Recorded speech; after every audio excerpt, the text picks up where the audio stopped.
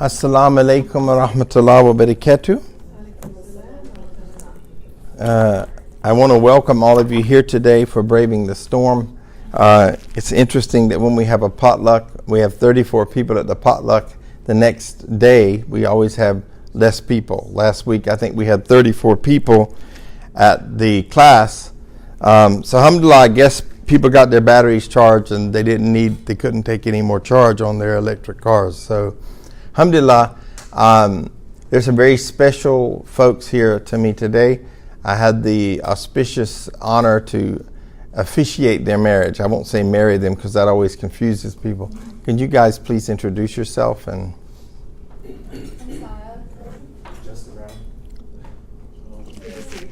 all right. And Sarah's mom used to come to our class when we were on the south side of town, always, and Sarah came when she could. And we love their family, and their family are a part of our family, although they don't get to be with us very often.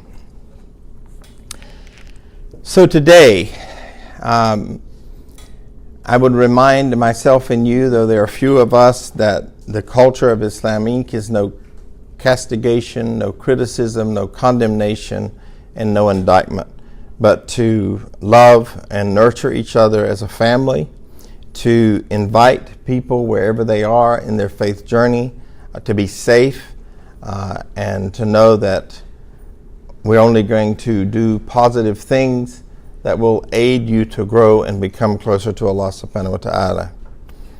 So in alhamdulillah ta'ala nahmaduhu wa nasta'inuhu wa nastaghfiruh wa na'udhu billahi min shururi anfusina wa min sayyiati a'malina وَمَن يَهْدِهِ اللَّهُ فَلَا مُضِلَّ لَهُ وَمَن يُضْلِلْ فَلَا هَادِيَ لَهُ وَأَشْهَدُ أَن لَّا إِلَٰهَ إِلَّا اللَّهُ وَحْدَهُ لَا شَرِيكَ لَهُ وَأَشْهَدُ أَنَّ مُحَمَّدًا عَبْدُهُ رَسُولُهُ. Indeed, all praise is due to Allah. We praise Allah. We seek refuge in Allah. We seek refuge from the evil in our soul and from our sinful deeds. Those who are guided by Allah subhanahu wa ta'ala, no one can misguide them. Those who are not guided by Allah, there is no guide for them. I bear witness that there is no deity, there is no God worthy of worship except Allah subhanahu wa ta'ala, and that Muhammad sallallahu alayhi wa sallam is his servant and messenger.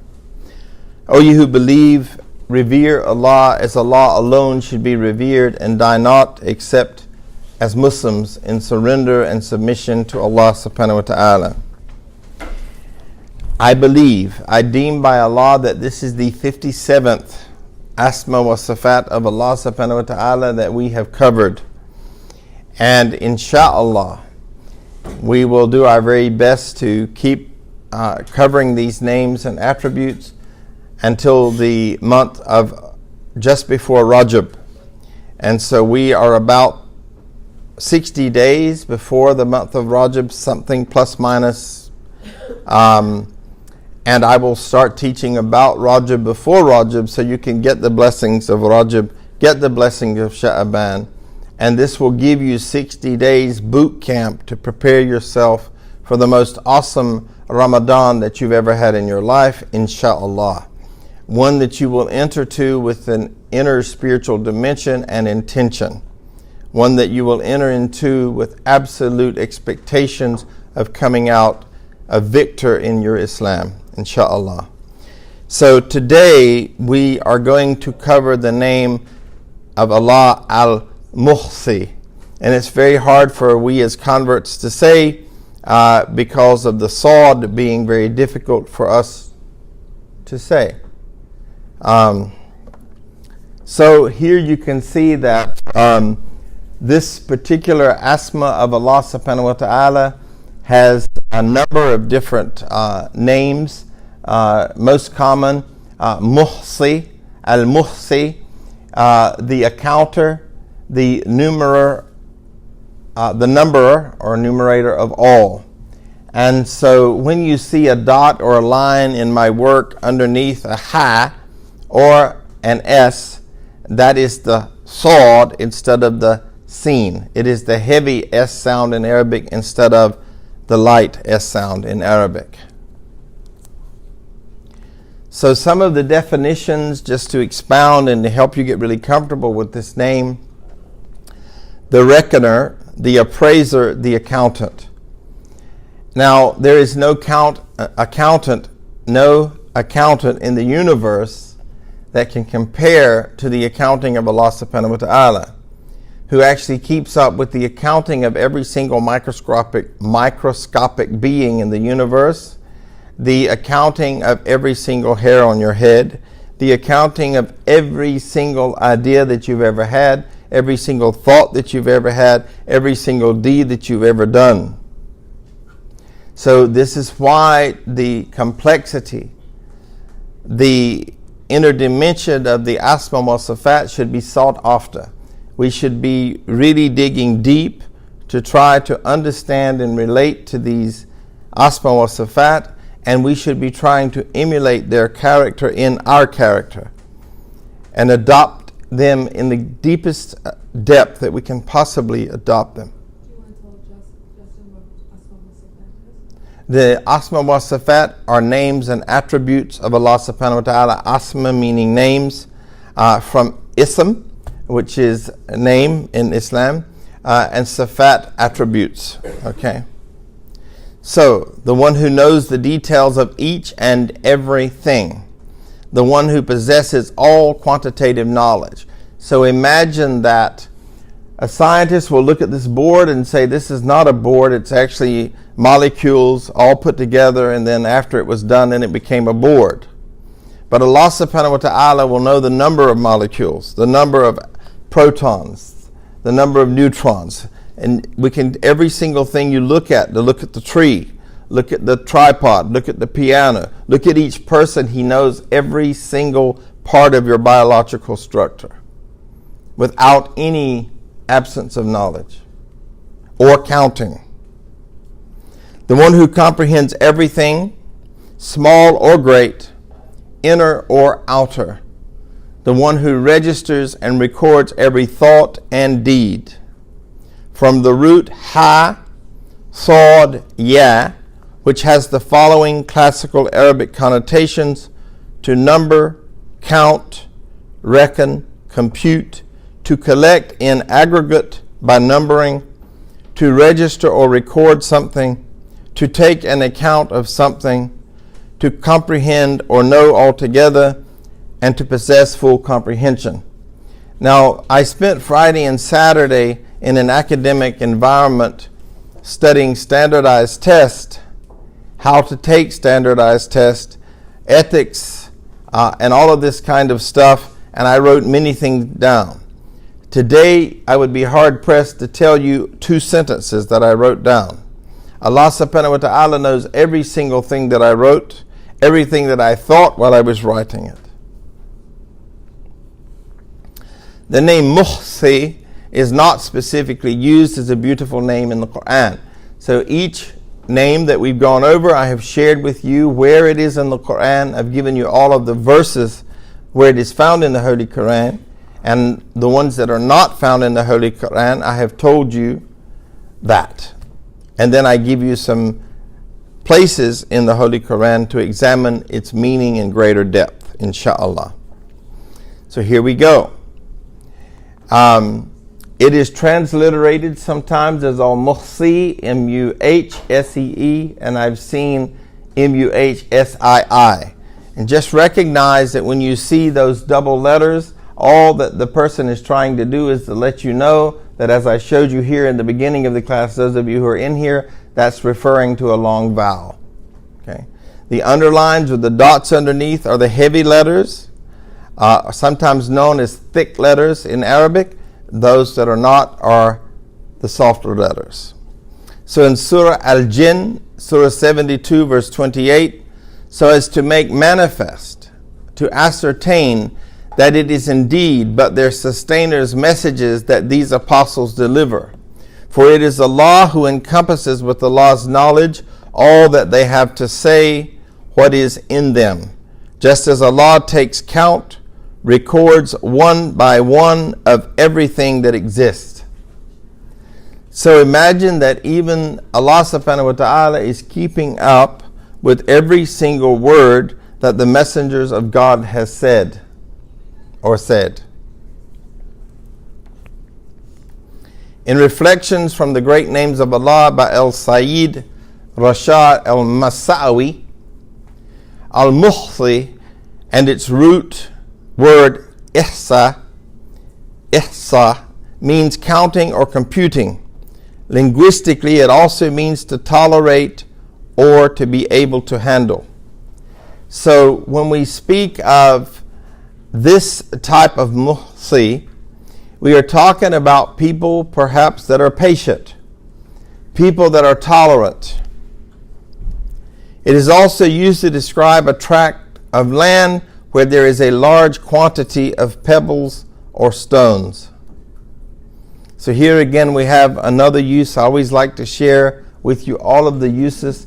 And what's so beautiful, as you study these uses, you will find other Arabic words with the same triliteral root, and you're able to draw the same meaning from them. And it's quite amazing when you study this beautiful, eloquent language of Arabiya. Al-Muhsi counts what we do and prepares it for the day when we will meet the divine. That is the day of judgment, the day of hisab, account or reckoning, the day of reward or punishment. So everyone in this room, and imagine 8.5 billion people in the universe, that's the guess of how many humans exist, and Allah subhanahu wa ta'ala is the accountant who keeps up with every single one of them, every single thing they're doing, and every single thing in the rest of the universe and what it's doing. And this is the magnificence, this is the awesomeness of our Lord, that so often we take for granted, that so often we don't really think in depth, and we don't really process why Allah is one, Samad. That there is nothing like Allah subhanahu wa ta'ala.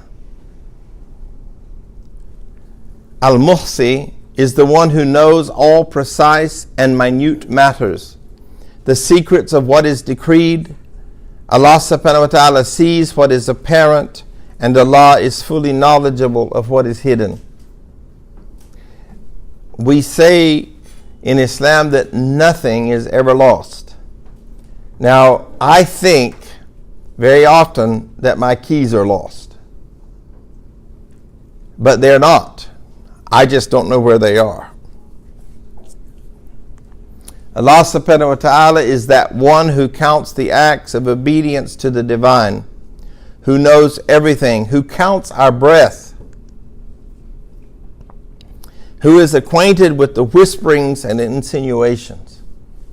So when I am insinuating someone, even in my private life, I am making a judgment on someone, Allah subhanahu wa ta'ala is keeping a record of that. Perhaps this sign to us is that we should busy ourselves remembering whom? Allah subhanahu wa ta'ala. The Prophet ﷺ said that the astute believer will keep their tongue moist with the remembrance of Allah subhanahu wa ta'ala. And it is our goal that with every breath we are remembering Allah. This will keep us safe.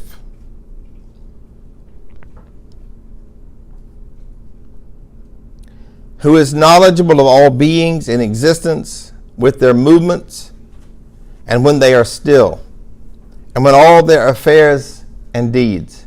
So when the limb moves on the tree, every single tree in the universe, Allah subhanahu wa ta'ala is aware that this limb has moved, is conscious of this. I can't even comprehend everything that's going on in this room. If I'm looking at this side of the room, I don't know what body language that my brother and sister James and Julie are giving me.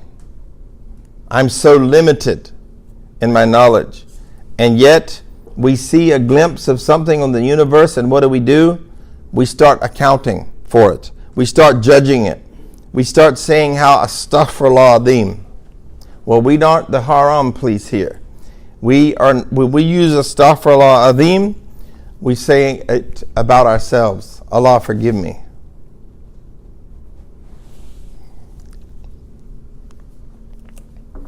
Imam Al-Ghazali defines Al-Muhsi by saying Allah is the one who is fully familiar with everything.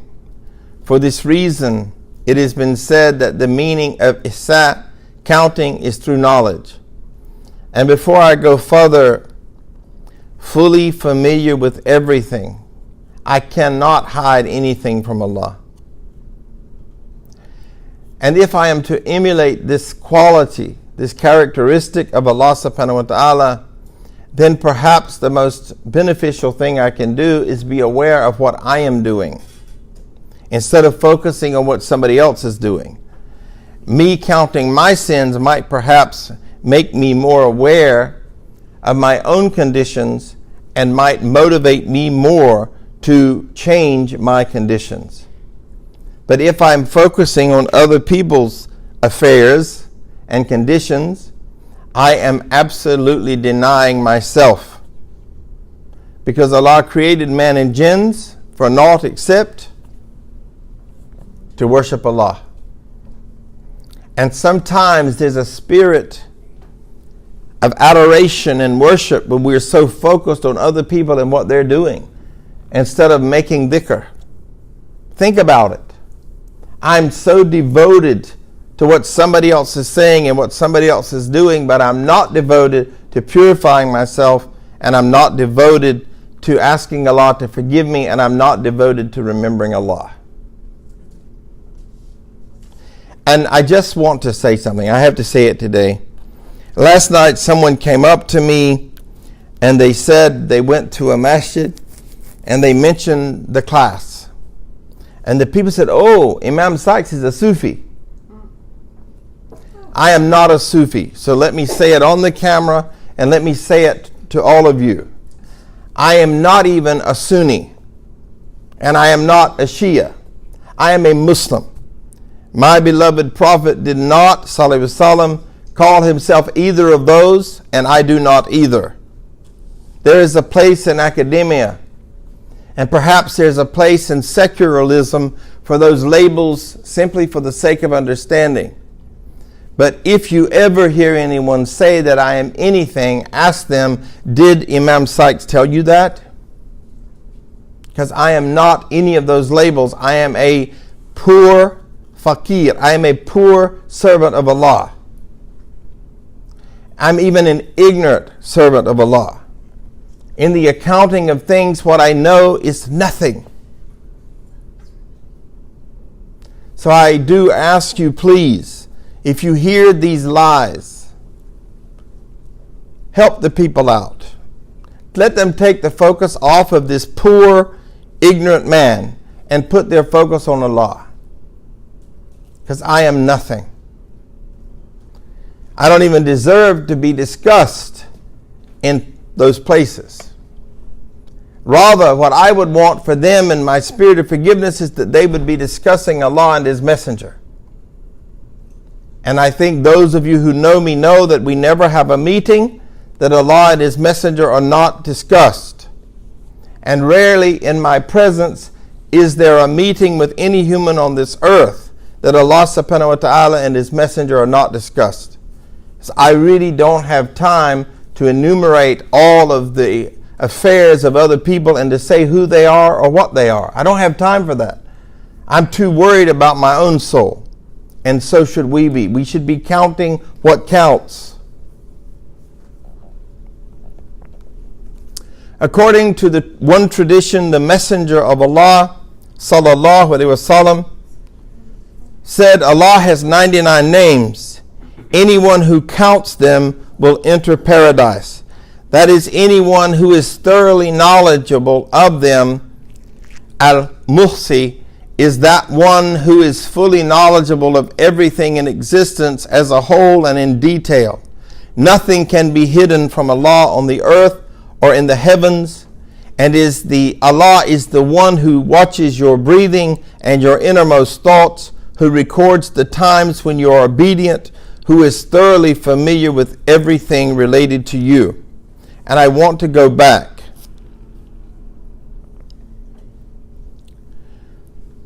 When it says to count them, it does not mean, okay, I can count them. 1 is Allah, 2 is Ar-Rahman, 3 is Ar-Rahim. No. It means to have a gnosis of them. It means to have an interdimensional knowledge and understanding of these attributes in such a way that you so love them that you want to adopt them in your life, that you want to emulate this characteristic, but that you understand it in the very depths. And this is according to most scholars. It's not simply I can name them.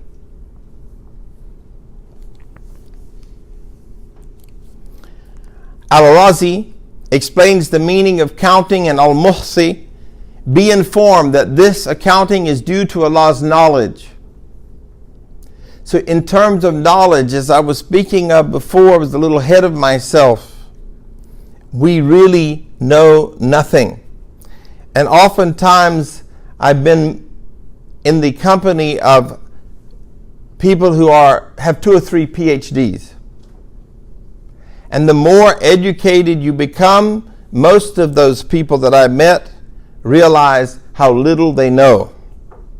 And I can tell you that the older I get, the more educated I get by whatever experiences I have, the more I am aware of how little I know.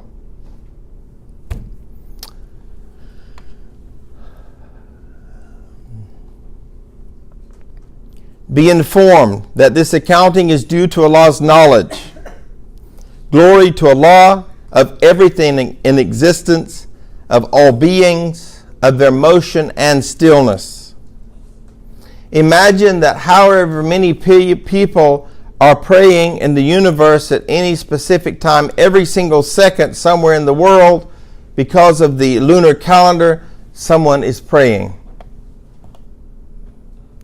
Allah subhanahu wa ta'ala knows every single servant that is bowed and every single servant that has gone into sujood. Isn't that what we want to know?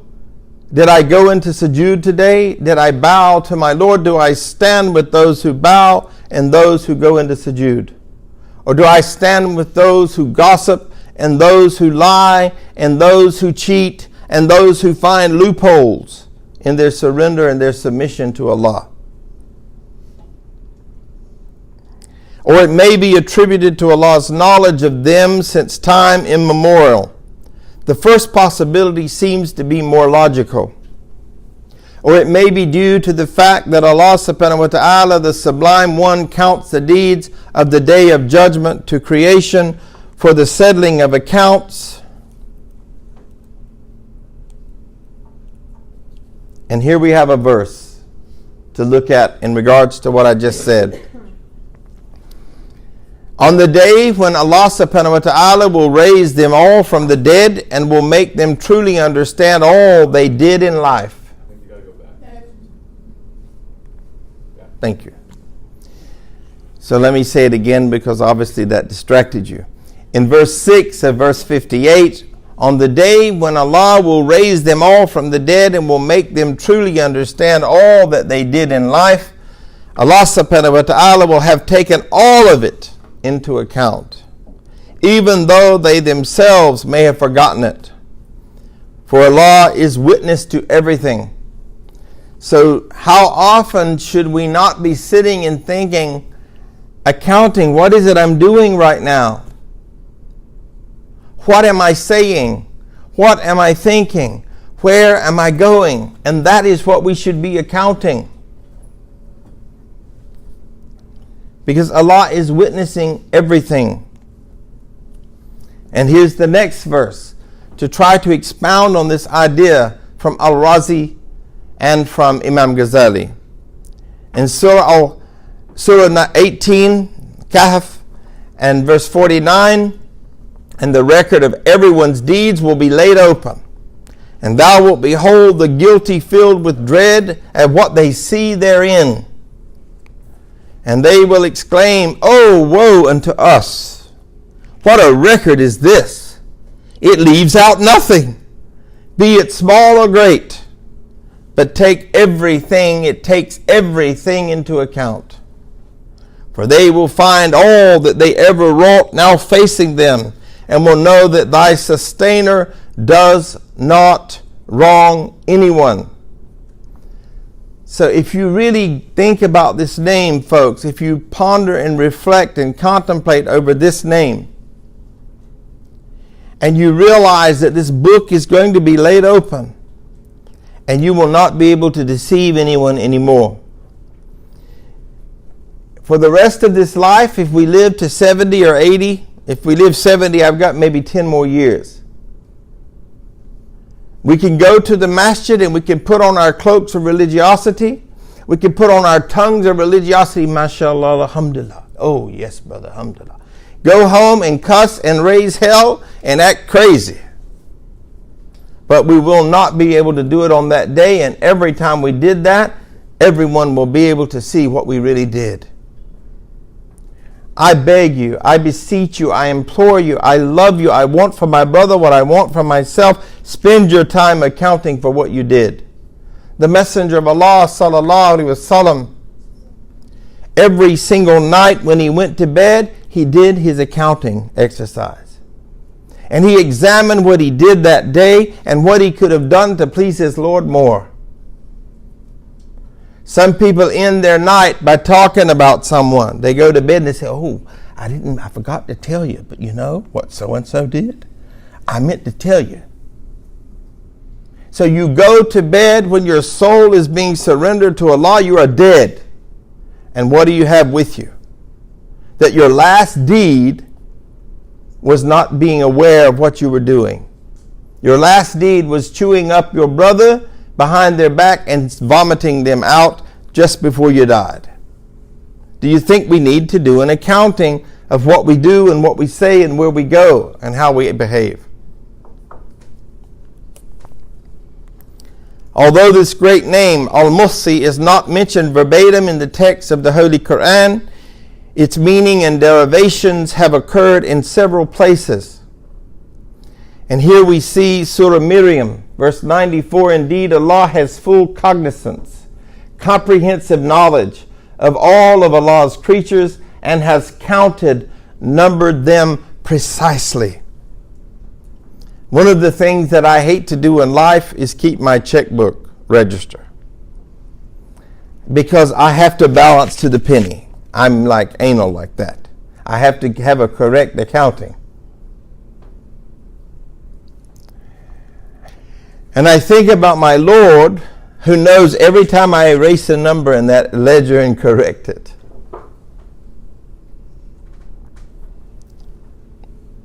Precisely. You know, when we tell a story as human beings, we often are not precise. We leave out the things we don't want people to know, and we embroider it and add to it the things we'd like people to know, whether they happened or didn't happen. Interesting part of human behavior. But let us be precise, because on that day when there is no shade, all the precision will be there. Every single minute detail will be there. In Surah Yasin, verse 12, verily we shall indeed bring the dead back to life, and we are indeed recording whatever deeds they have sent ahead, and the traces of good and evil. We need to be doing accounting of what good did I do this hour? What good did I do this minute? Can I say that there was something good I did in this 15-minute period of my life? How much good did I do today? How much good did I do this week? How much good did I do this month? And of course, moving into the month of Ramadan, how much good did I do this year, and how much good do I want to do next year? Where we have a conscious, accounted intention for improvement, for growth, for enrichment, for nourishment.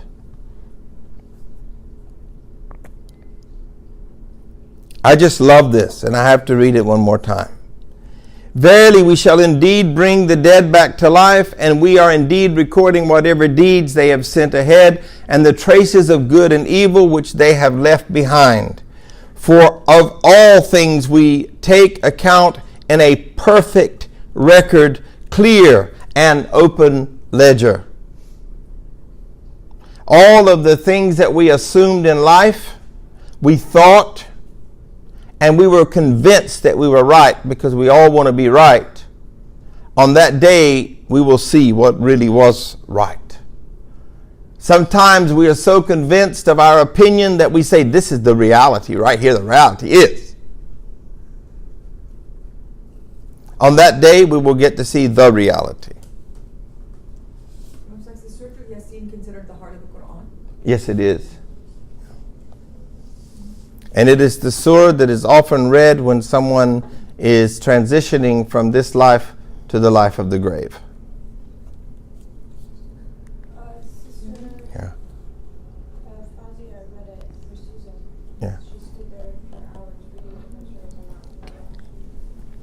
In Surah An-Naba, verse 29, and we have preserved on record every single thing of what they did precisely in a book.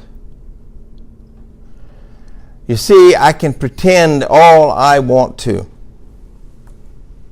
but the record will catch up with me.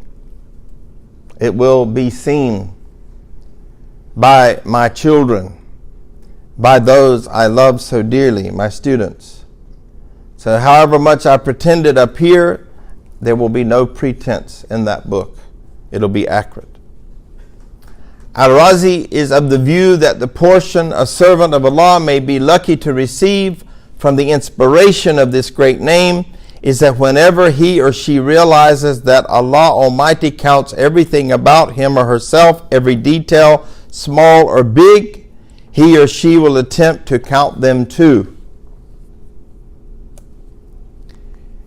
And it surely befits a believer to do so, to observe his or her conduct whenever and wherever he or she goes or comes back from, and to observe Allah's injunctions whenever he or she says anything or does anything. And you know, there's so many beautiful dua that we could busy ourselves with. And when we are busying ourselves with those dua, we are actually getting blessings. We are actually getting good marks put in that book. And we would be changing our hal. For example, there's a beautiful, beautiful dua in Arabic, and it has the word nur in it 19 times. I do not know it by heart. I try to remember to read it when I am on my way to do a khutbah. We should all read it. It's in Fortress of the Muslims on the way to the masjid every time. And it goes something like this, and I'm going to give a short version for the sake of time. Oh Allah, place light above me. Oh Allah, place light below me. Oh Allah, place light in front of me. Oh Allah, place light behind me. Oh Allah, place light on my ears. Oh Allah, place light on my eyes. Oh Allah, place light on my tongue. Oh Allah, place light on my nerves. And at 19 times in this prayer, we ask for Allah's nur on us. Imagine that 19 blessings come in just that simple dua. But what do many of us do on the way to the masjid? We are arguing because one person was 3 minutes later than the other person, and we're not going to find a parking place, and the angel's going to shut the book when we walk in, and we're not going to be recorded because you made me late, and then we're acting crazy. And so I will read it to you in English, all of it. It is so beautiful. And you see, this is the kind of accounting that you want.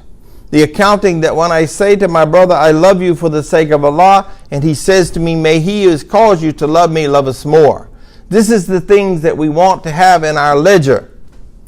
Not some of the things that we say on Facebook. Not some of the things that we say on Fitna book.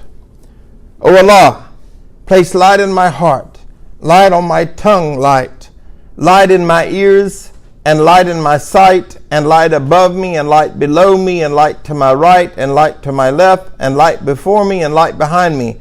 Place in my soul light. Magnify for me light, and amplify for me light.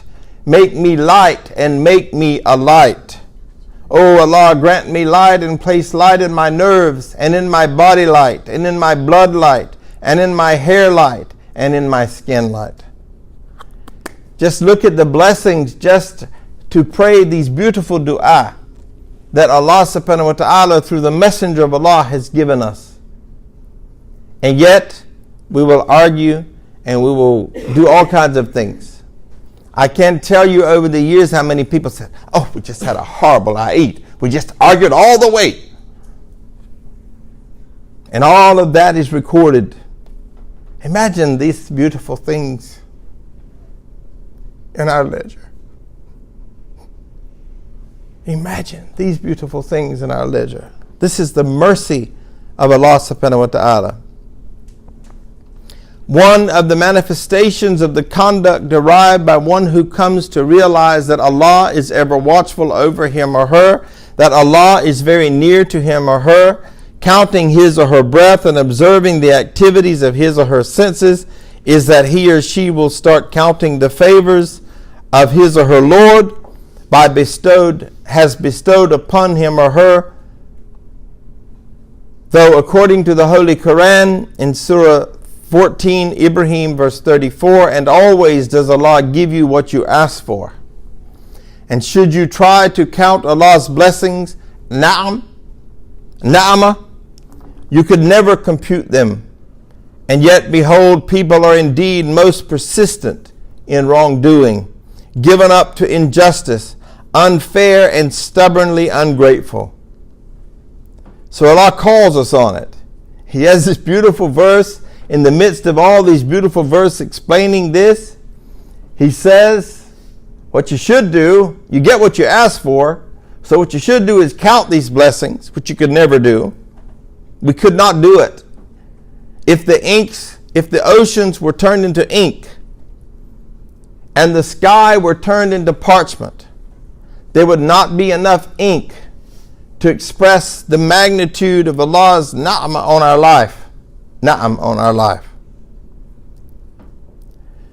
So he says, you can't compute them. I'm the only accountant. You don't know how to account for anything. And yet, behold, people are indeed most persistent. We hear all this stuff. We say, oh. And then what do? We are persistent in going back to what we did. We are persistent in gossiping. We are persistent at saying things that hurt people. We say, well, that's not fair what she did, but we're only looking at what we think is fair. Well, that's not fair. So we're given to injustice, unfair, and stubbornly ungrateful. Many times I hear students of all different kinds of sheikhs, instead of being grateful for the 100 things that they taught or they were taught, they will criticize the one thing they did not agree with. And that will be in their accounting. Their accounting will not take into account, mashallah, 99 things I learned, but their accounting, unjust accounting, will say, oh, astaghfirullah, that imam, he did this, he did that. We are going then to account for what that imam did. How can we do that in fairness and in justice? We cannot. In reflection from Allah and explanation of the divine names and attributes by Ahmed ibn Ajiba al-Hassani, we find the following in regards to a verse that we previously looked at. And Allah enumerated everything fully. The meaning of the name is that knower. It is also said to mean the one who informs others about the numbers of all qualifiable things. According to the latter meaning, this name refers back to divine speech. It is also said that Al-Muhsi means the all-powerful, whence Surah Al-Muzammil, verse 20. Surely your Lord knows that you, O Prophet, stand in prayer for nearly 2/3 of the night, or sometimes half of it, or 1/3, as do some of those with you. Allah alone keeps a precise measure of the day and night.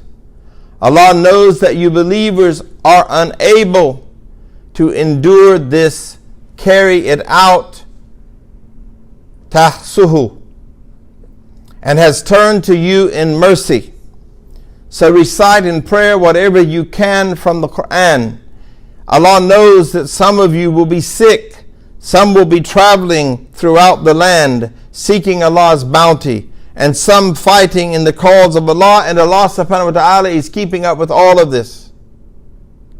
One is teaching, one is being a nurse, one is being a doctor, one is being a dental hygienist. All of these things, He's accounting all of it. So recite whatever you can from it. Imagine if we had in that record recitations of Quran, dhikr. Every entry, my servant was praising me. Subhanallah, Alhamdulillah, La ilaha illallah, Allahu Akbar. Imagine, or is our accounting going to be that we spoke with a brother or sister who we are to love with disdain? And that would be the accounting.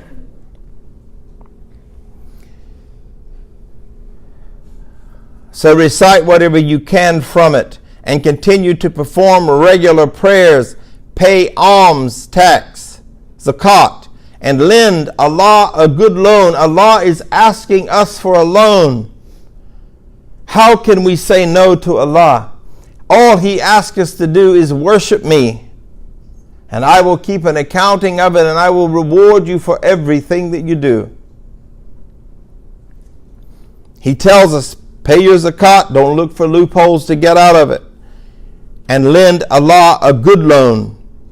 Whatever good you send forth for yourselves, you will find it with Allah far better and more rewarding. And seek Allah's forgiveness. Surely Allah is all forgiving, most merciful. How many times in that book will there be a record that I forgave someone? That I forgave myself? Or will there be how many times in that book that I held a grudge? Or that I had vengeance? Thus we talked about last night in the potluck the forgiveness of Allah and the forgiveness of humans. Sheikh Ahmed Zuruq said, Allah is the one who encompasses all existence in detail, such that nothing, not even a single atom, escapes Allah's knowledge, and no state is hidden from Allah. Allah subhanahu wa ta'ala even keeps up with our hal, our states, from the moment when I'm in a good mood, to I'm in a bad mood, to I'm in an angry mood, to I'm in a solemn mood, whatever hal, whatever state, Allah is even, all that's going to be in the book. If we are grateful servants, what kind of hal will we have? We will have a good hal. If we are remembering, how can you remember Allah and not have a good state? If I'm just sitting here thinking about the na'am of Allah, the blessings of Allah, how could I not have a good state? And that will be in the book. One who knows that Allah is the knower of all separate things can never be oblivious, negligent, or neglectful of Allah subhanahu wa ta'ala under any condition. And yet we find ourselves probably within every 10 minutes, unless we happen to be preaching or something, negligent. Negligent of the one who gives us breath, who keeps our blood pressure at 120/80, who allowed us to stand, to walk, and to sit. For many in the universe today cannot sit in that chair like you are, and they are laying in their bed sores. Probably many of them wishing that they could come back and listen to someone talk about Allah and His Messenger. Or that perhaps they could even see the Quran. Or they could even listen. So I'm going to say to you today, I'm going to encourage you, make use of your youth. I can only tell you that at 60 years of age, I look back. Wished I had done more. And after my stroke, I'm limited. People say, well, it doesn't look like you're limited to me. But I am limited. And every day I wished I had put more in that book. And I will tell you, folks, that's why birthdays don't mean anything to me anymore. I want to say I appreciate all of you remembering me when I turned 60. But I want you to know from my heart what it means. That I am closer to that book. And I can't go back. I can't fix what I've already done. But I can change my conditions today. And I can fix that book. I can fix the books. And I look at my studies. Oh, I wish I had taken another hour and stayed up at night. And my family are probably thinking, oh my God, the man would have never slept. But I'm telling you from the depths of my heart, make good of the health and the youth that Allah subhanahu wa ta'ala has given you. Build your book before you can't build your book. Because the day that I'm laying in my bed sores, how much will I be able to do?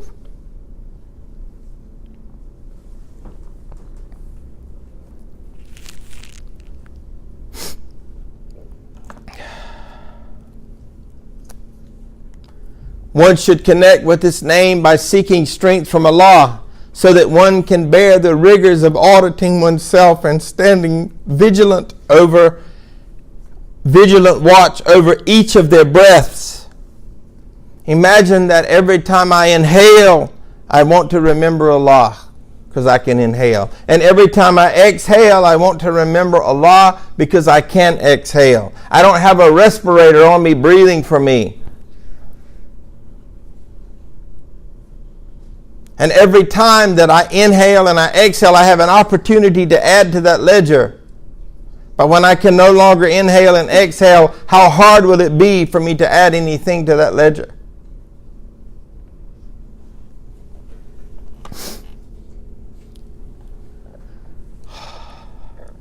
Enumerating, as you have been commanded, Allah's names and attributes, whereby, by way of doctrine, illuminatory disclosure, or via a spiritual state or station, saying with your physical and spiritual tongue.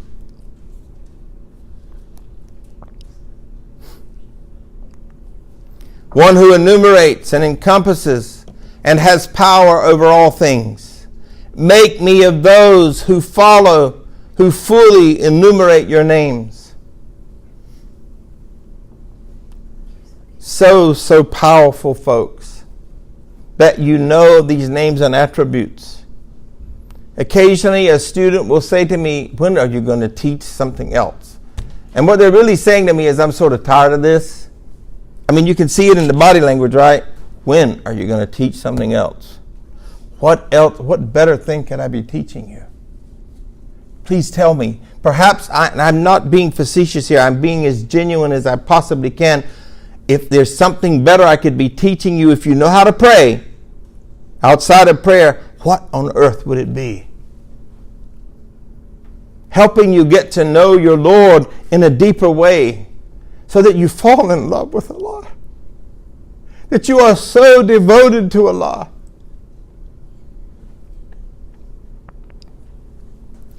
One connects, one should connect. Wow. One should connect with this name by seeking strength from Allah, so that one can bear the rigor of auditing oneself. And here you see that this great scholar is reminding us that there's rigor involved in this. It is something to bear, to keep account of what you're doing. Some of us are not even conscious of keeping account of what we're doing.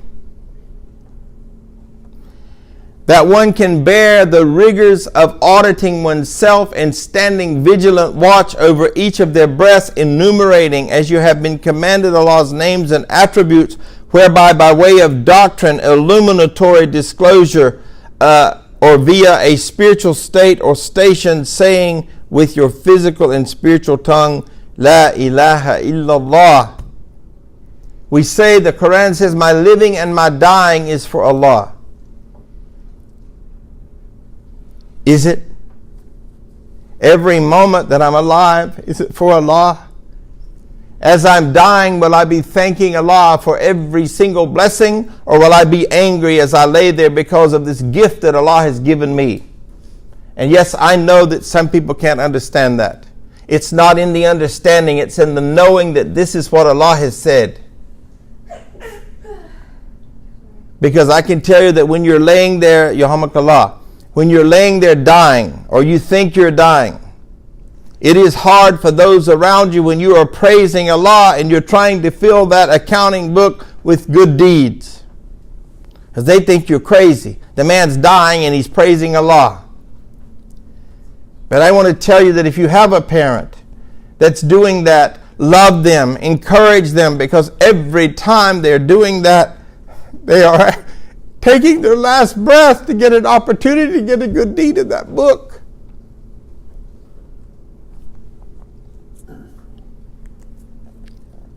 O you who enumerates and encompasses and has power over all things, make me of those who fully enumerate your names.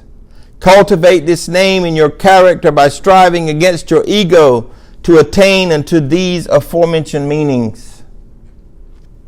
Annihilate your ego, and then annihilate your ego, and then annihilate your ego. Get rid of the self. Because as long as you serve the self, there will be very little in that book, because you will be devoted to yourself instead of to Allah. One will realize this name when it is firmly entrenched within one, and one has stability, tamkeen, in it. You see, I don't have stability in these names. I am studying them, and I'm studying them, and I'm studying them. And last night I tied a whole number of names together about forgiveness, and I still don't know them yet. But I want to know them. And I so connect with them. So let it be entrenched in you. Don't be entrenched in the world. Be entrenched in getting that record book filled with great things.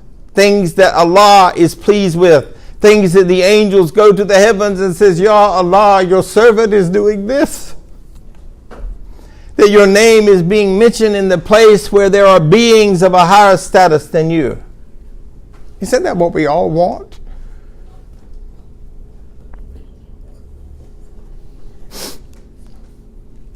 In Surah 39, verses 34 to 35, all that they have ever yearned for awaits them with their sustainer. I want you to listen to me, folks. And I pray to Allah that you know that what I say is all with love and encouragement. Many of us yearn to go to another country. We yearn to do this. And we yearn to do that. And I'll ask you to look inside yourself, and for me to look inside myself and ask the question, do I yearn to please my Lord? Do I yearn to know my Lord? Or do I yearn to do everything I can in this world and to have everything I can in this world? That is the bank account I will fill, and that record will have very little in it. And as you get older, I promise you, if you are connected to Allah, you will be more and more worried about that book than the book that belongs to SunTrust, Wells Fargo, or Chase, or any other bank that you deal with. And they didn't pay me for that plug. All that they have ever yearned for awaits them with their Lord, their sustainer. Such will be the reward of the doers of good. And to this end, Allah, the appraiser, will efface from their record the worst that they ever did, and give them their reward in accordance with the best that they were doing in life. This is the mercy of our beloved Allah subhanahu wa ta'ala. That despite our weaknesses, Allah subhanahu wa ta'ala will efface from that record the worst that we ever did and give us the reward in accordance with the best that they were doing in life. Can you in any way, shape, fashion, or form account for this kind of blessing? That if I didn't do good, whatever the worst thing I ever did in that book will be removed and the best things I did will shine. But I want that book to be filled with so many good things and not bad things, inshallah. Allah knows the number of all existences in the created universe, though it seems infinite to us, down to the number of breaths exhaled and inhaled by each of his creatures. Allah counts and weighs one by one all our good deeds and sins, registering all in a great ledger. Sheikh Muhammad Sayyid al-Jamal al-Rifai said, Allah is the possessor of all quantitative knowledge. Allah sees and knows everything in its reality. In addition to knowing all existence as an inseparable whole and knowing every creation individually, Allah knows each thing analytically separated according to its kind, its class. Allah knows its parts, even its atoms. Allah counts and calculates to the exact number. As with Allah's attribute, Al-Alim, the one who knows all, Al-Khabir, the one who is aware of all inner occurrences, and Ash-Shahid, the one who witnesses whatever exists, the recollection of Al-Muhsi, the one who analyzes, counts, and records in quantities, should encourage the friends of Allah who do right and admonish his or her enemies who do wrong. We don't condemn and we don't castigate and we don't criticize, but it is my prayer that this family will grow so close that the Muslims who are part of this family will so love each other that when they see a Muslim in error, they can put their arm around them, obviously girls to girls and guys to guys, unless you're married, and say, I love you.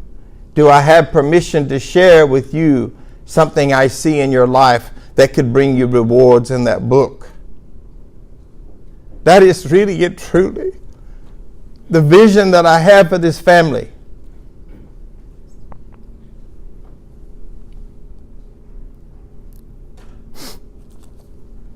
Good servants, aware of this attribute, should themselves analyze each thing they intend to do. Is what I am about to do going to please my Lord? Is what I'm about to do coming from my ruh? Is it coming from a command of Allah, or is it coming from my nafs? Is what I'm going to do keeping my agreement with my brother and my sister? Is what I'm going to do just? Is what I'm going to do fair in the eyes of Allah subhanahu wa ta'ala? Calculating whether it is right or wrong. They should watch themselves at every breath and be aware. They should make their accounting often, 5 times a day. 5 times a day we stop and we say about 17 times at least, Ihdinas siratal mustaqim. Show me the straight way. Siratal ladhina an'amta alayhim. The way of those who earned your favor. The way of those who earned those rewards in that book, many of which are in the 6th and 7th heavens. Hopefully we'll get to be there and be beside them.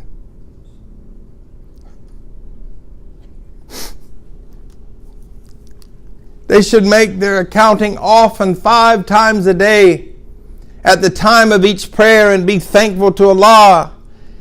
What do we say? Alhamdulillahi Rabbil Alameen. Do we mean it? Do we come away from that prayer and as soon as we get up we start complaining? can't believe it. Blah, blah, blah, blah, blah. And I just got through praising Allah. I just stopped asking Him, show me the straight way. And I'm not in the straight way. I'm clearly a miserable believer. They should make their accounting often, 5 times a day at the end of each prayer, and be thankful to Allah for the good which came through the divine, assuming the responsibility for their sins and repenting. Salvation is in making one's accounting now, well before the day of judgment, the terrible day of accounting before your Lord. And ask yourself each day, what have I done for Allah's sake today? Al-Muhsi, the servant of Al-Muhsi, is the one who is honored with the ability and will to count everything, to whom the quantity of all is made known. This person not only knows things in breadth and depth around him or herself, but also knows his or her own acts and words and being analytically, and lives accordingly. You see, my folks, if we are truly aware of that book, and we are truly aware of the demons within ourselves, we will not be so eager to talk so much. And the older I get, it may surprise you because you hear me teaching a lot, the harder it is for me to talk. I don't want to talk because I know that so much of the time I'm talking nonsense, frivolities, and vanities that are not going to benefit me on that day. The enumerator is not going to like that.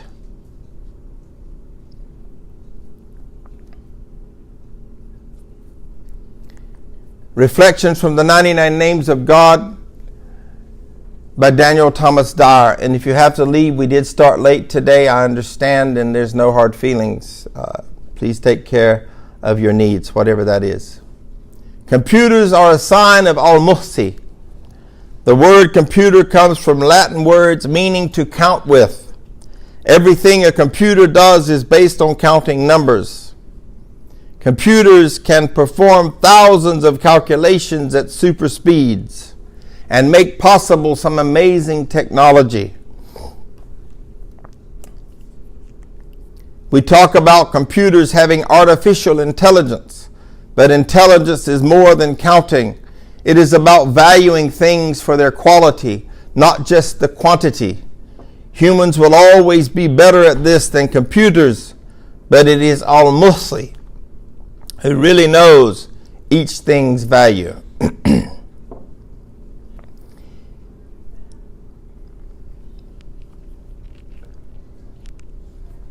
In the Quran, we are enjoined to move from an unconscious soul to a conscious soul to a soul that's at peace. We're enjoined to move from being a Muslim to being a mu'min. We're enjoined to always be changing our conditions. And it's about quality. And you see that computer, just whatever the person puts in it, it spits it out. And it supersedes man's ability to calculate. But it will never have the capacity to have a moral compass. Whatever you tell it, that's what it'll spit out. But it isn't about right or wrong, positive or negative, constructive or destructive. It's about, that's just the figures, that's what you put in, and this is what you get out. This divine name means the enumerator. To enumerate means to count off things. In Surah Al-Jinn, verses 26 to 28, Allah alone knows that which is beyond the reach of a created being's perception, the unseen, Al-Ghaib. And to none does Allah disclose aught of the mysteries of the divine's own unfathomable knowledge, unless except it be to an apostle, Rasul, or messenger whom Allah has been pleased to elect. Therefore, and then Allah sends forth the forces of heaven, the angel guards, to watch over him in whatever lies open before him and in what is beyond him, so as to make manifest that it is indeed but their sustainers' messages that these apostles deliver, for it is Allah who encompasses with Allah's knowledge all that they have to say, just as Allah takes count one by one of everything that exists. Isa says, "Are not 5 sparrows sold for 2 pennies? Yet not one of them is forgotten by God. Indeed, the very hairs of your head are all numbered. Don't be afraid, you are worth more than many sparrows." You can ponder and reflect on that. Isa means Jesus, yes. Muslims have made great contributions to mathematics and science, contributions which had a great impact on the way we live. As a matter of fact, if it were not for the Arabs, you would still be doing Roman numerals. Imagine that. They are the ones that gave us the 0.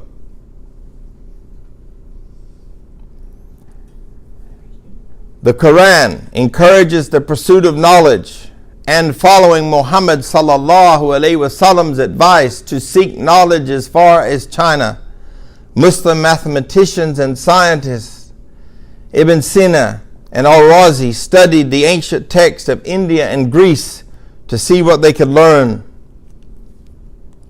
They then applied their own great intelligence to take human knowledge even further.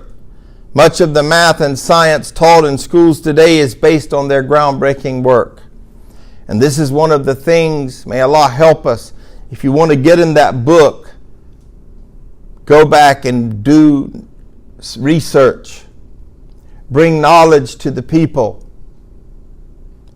Dig deep. The great scholars of Islam, they studied the great writers, the great classic works. And yet today people say, "Oh, astaghfirullah. You read Shakespeare? Oh my God, you're going to hell." These great scholars read everything. They had a thirst, a hunger, a starvation for knowledge and how it would apply to Islam.